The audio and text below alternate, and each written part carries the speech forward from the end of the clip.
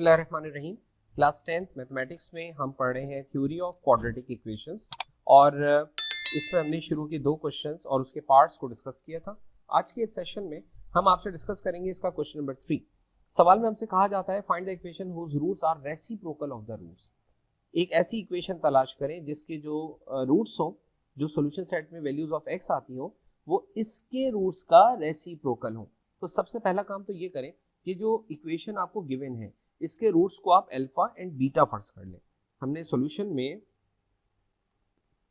Late alpha and beta are the roots of given equation, ये हमारी given equation हो गई। अब अल्फा प्लस बीटा की वैल्यू क्या हो जाएगी, minus b upon a. B यहाँ पर क्या है, coefficient of x which is negative q, upon a की वैल्यू हमारे पास क्या है, p. So sum of roots is q upon p. ये आ गया आपके पास सम ऑफ रूट्स। और इसी तरह आप प्रोडक्ट ऑफ रूट्स फाइंड कर ले। प्रोडक्ट ऑफ रूट्स का फॉर्मूला आपको पता है, सी अपॉन ए होता है। Now what is c here, c constant which is r divided by a. A की वैल्यू कितनी है, पी है। तो ये हमने वैल्यू निकाली अल्फा बीटा की। Call it equation number 1, call it equation number 2। Now roots of required equation. अब जो इक्वेशन रिक्वायर्ड है उसके रूट्स क्या है, उसने कहा कि रूट्स ऑफ रिक्वायर्ड इक्वेशन होंगे रेसिप्रोकल। किसका रेसिप्रोकल, इसके रूट्स का। अच्छा, इसके रूट्स क्या आपने माने, अल्फा और बीटा। तो इसके रूट्स ऑफ रिक्वायर्ड इक्वेशन क्या हो जाएंगे, 1 upon alpha, reciprocal of alpha, reciprocal of beta. So 1 upon alpha 1 upon beta are the roots of required equation.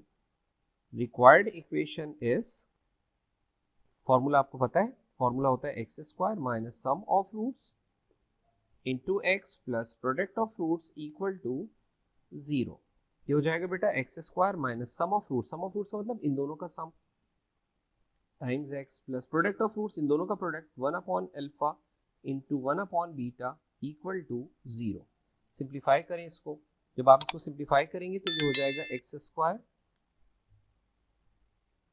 X square minus, बेटा एलसीएम ले लें, एलसीएम आ जाएगा अल्फा बीटा, ऊपर बनेगा beta plus alpha, times x plus 1 1 1 upon alpha beta equal to 0। इन सब में एलसीएम ले लें अल्फा बीटा, और अल्फा बीटा एलसीएम लेकर क्रॉस मल्टीप्लाई कर दें। तो ये हो जाएगा alpha beta times x square minus alpha plus beta times x plus 1 equal to 0। ये अल्फा बीटा इधर डिवाइड हो रहा है, वहां जाके क्या हो जाएगा, मल्टीप्लाई हो जाएगा। बाकी वैल्यूज प्लेस कर लें।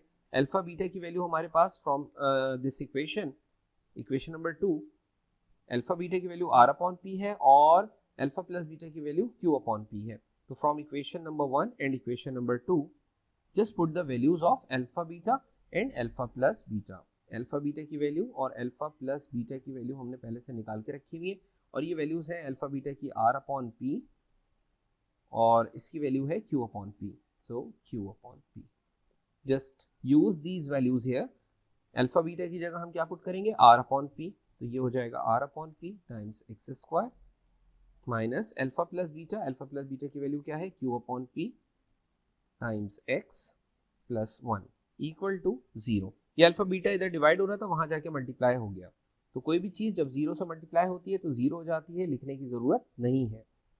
Now p can be taken as LCM, r x square minus q x plus, जाहिर इसके अपॉन में p नहीं था तो p से मल्टीप्लाई हो जाएगा।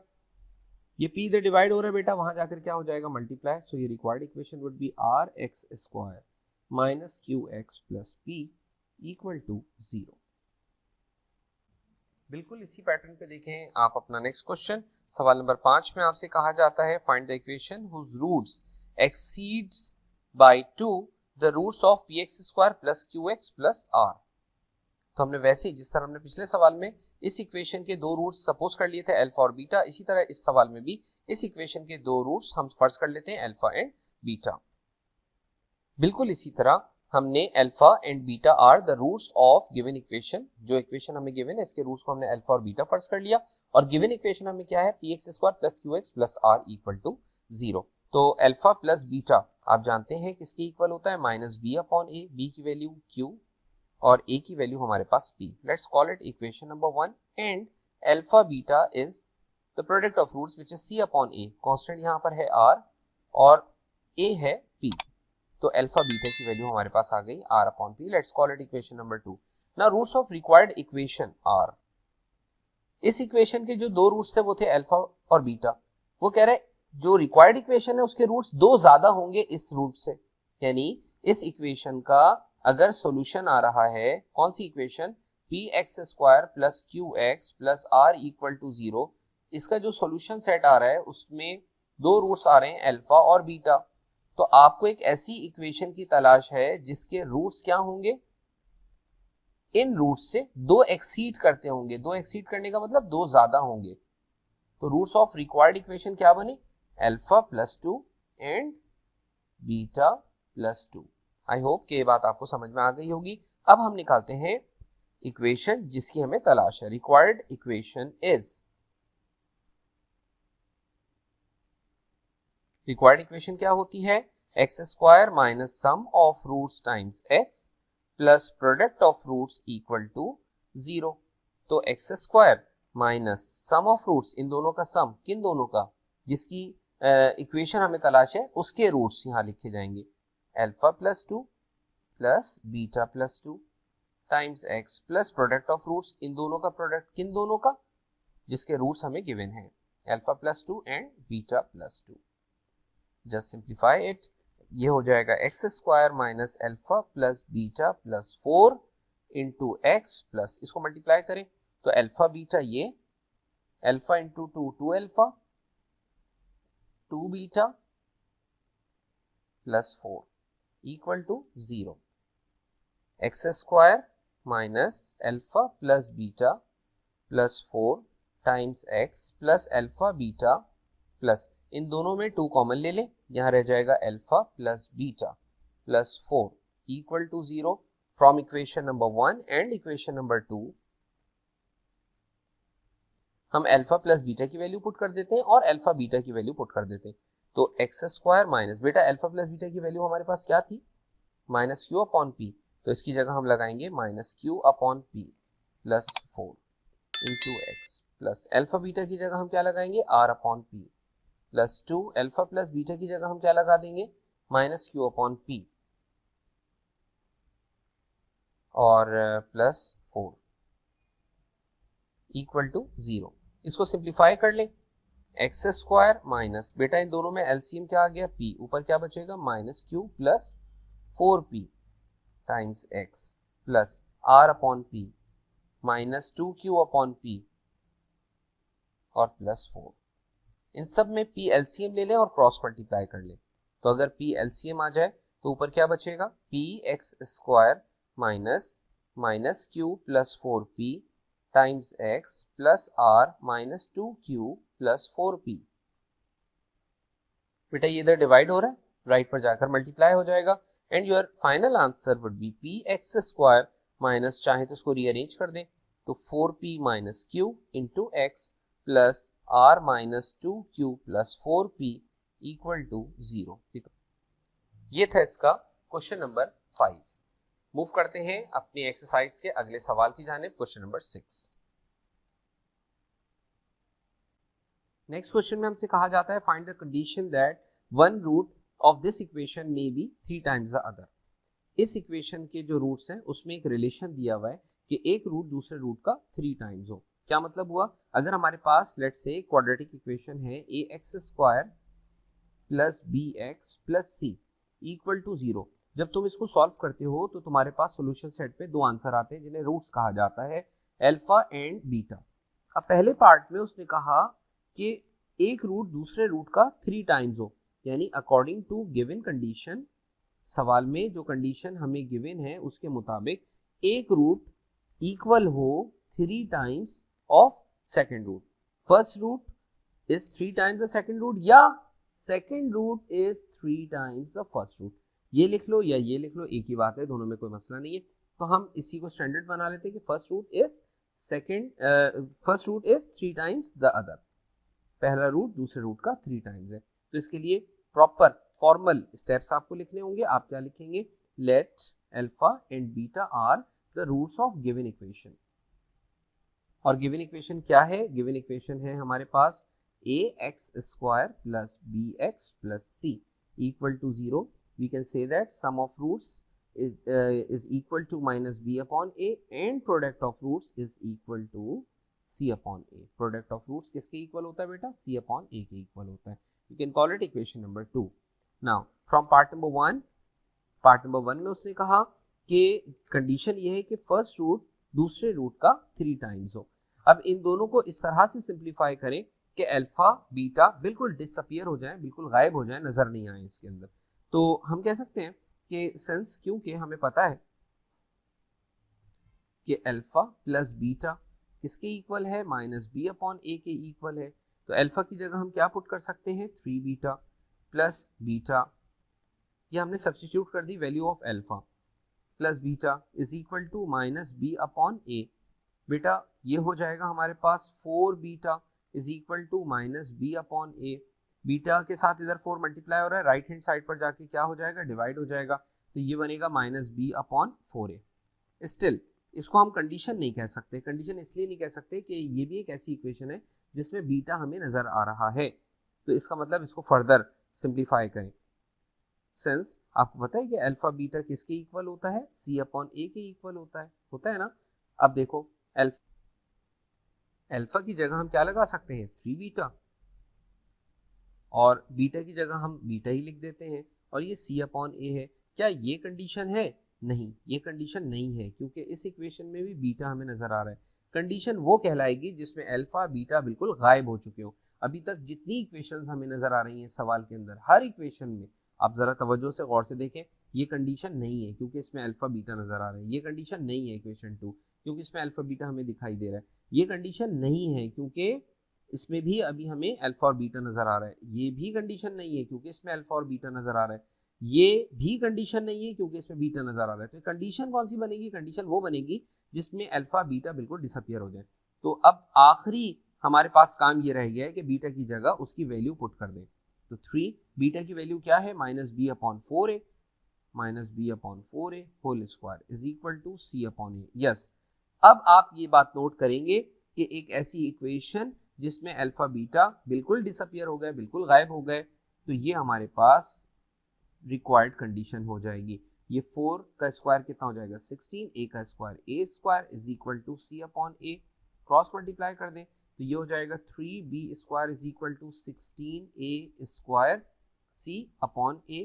बेटा ये a और ये a कैंसिल कर दें, so this would be a required simplified condition. 3b square is equal to 16ac. बिल्कुल इसी पैटर्न पे देखें अपना सवाल नंबर 6 में part number 2. Find the condition that one root of this equation may be square of the other. एक root दूसरे root का स्क्वायर हो. अगर अल्फा और बीटा इसके दो रूट्स हो, तो अल्फा और बीटा अगर इस इक्वेशन के दो रूट्स हो तो कहता है कि one root is square of the other. एक रूट दूसरे रूट का स्क्वायर हो. सोल्यूशन सेट जब आप निकालते हैं और दो रूट्स आते हैं अल्फा और बीटा, तो उसने कहा कि second root must be square of the first root. Second root first root का स्क्वायर हो. तो अगर सेकंड रूट फर्स्ट रूट का स्क्वायर हो तो कंडीशन बनी beta is equal to alpha square. अब हम जानते हैं कि प्रॉपर रिक्वायर्ड कंडीशन वो होगी जिसमें अल्फा और बीटा बिल्कुल ना आते हो. तो अल्फा प्लस बीटा किसके इक्वल है? अल्फा प्लस बीटा किसके इक्वल है?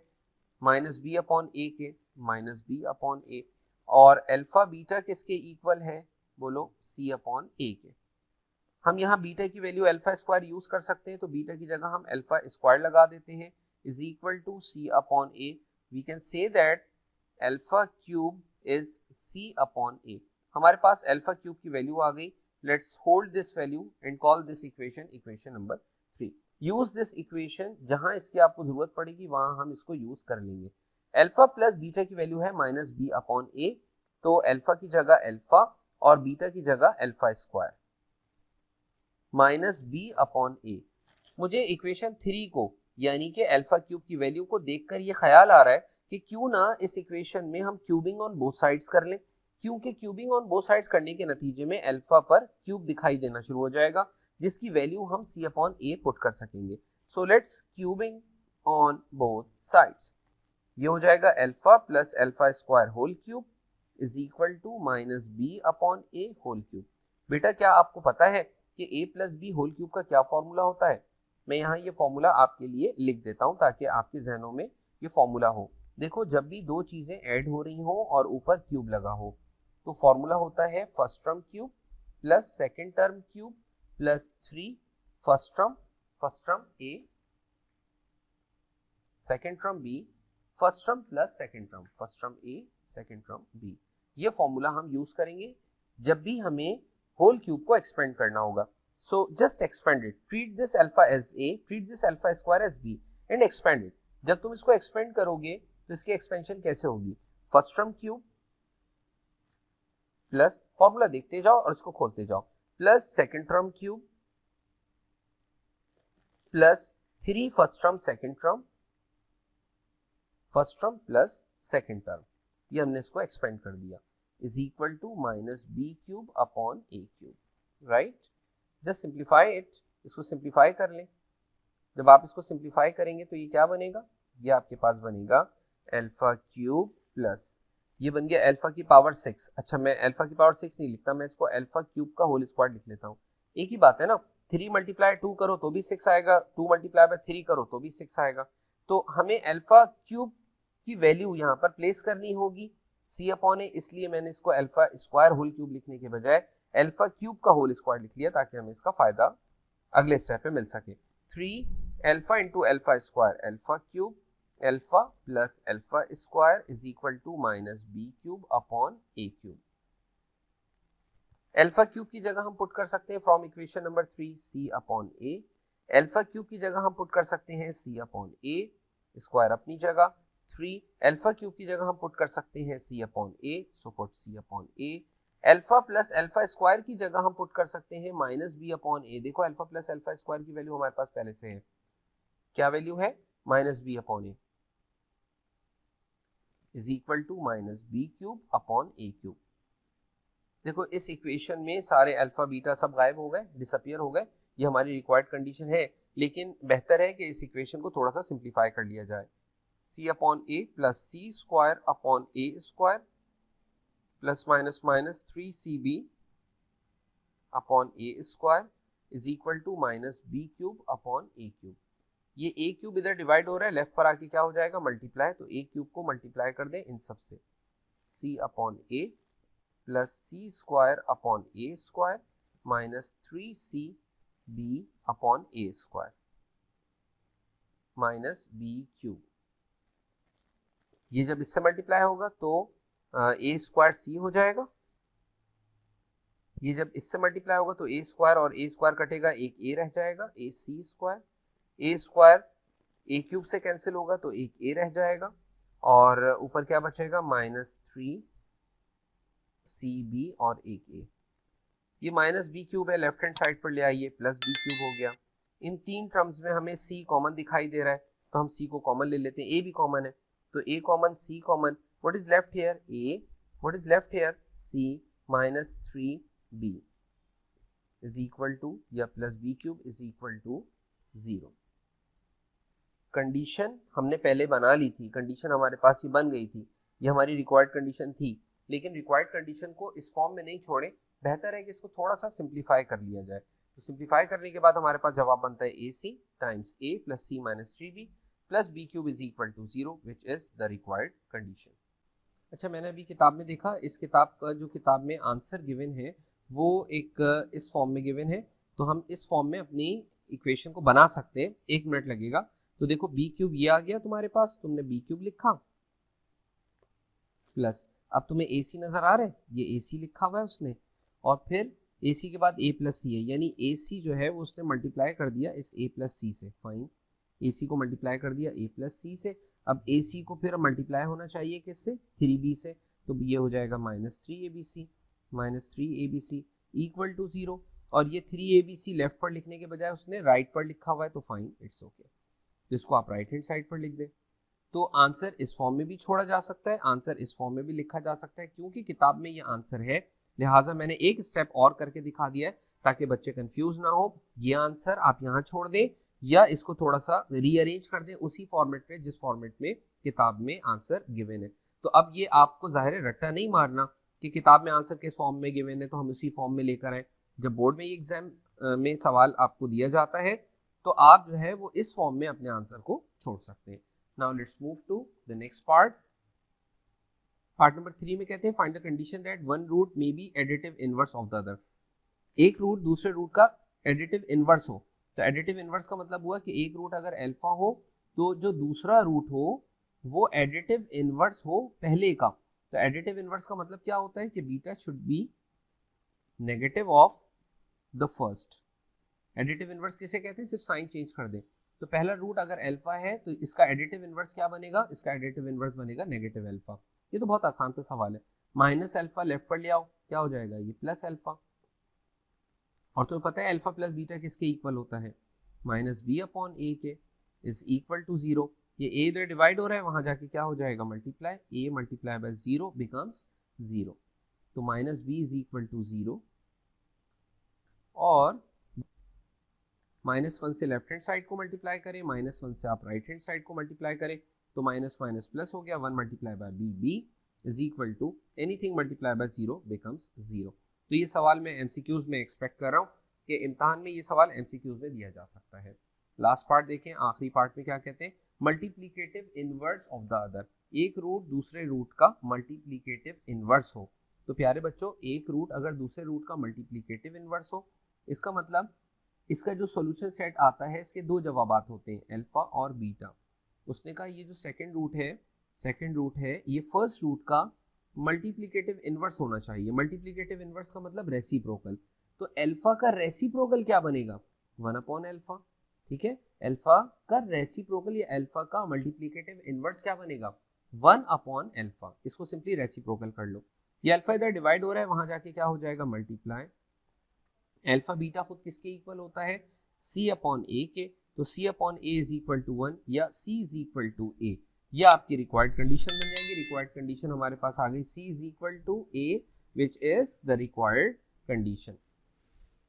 ये हमने डिस्कस किया exercise 20.5 question number 6। Question number 6 के हमने तमाम पार्ट्स को आपके लिए यहाँ पर डिस्कस किया। एग्जामिनेशन पॉइंट ऑफ व्यू से मोस्ट इंपॉर्टेंट एक्सरसाइज है, प्रैक्टिस कीजिए। मिलते हैं नेक्स्ट सेशन में। थैंक यू वेरी मच, अल्लाह हाफिज़।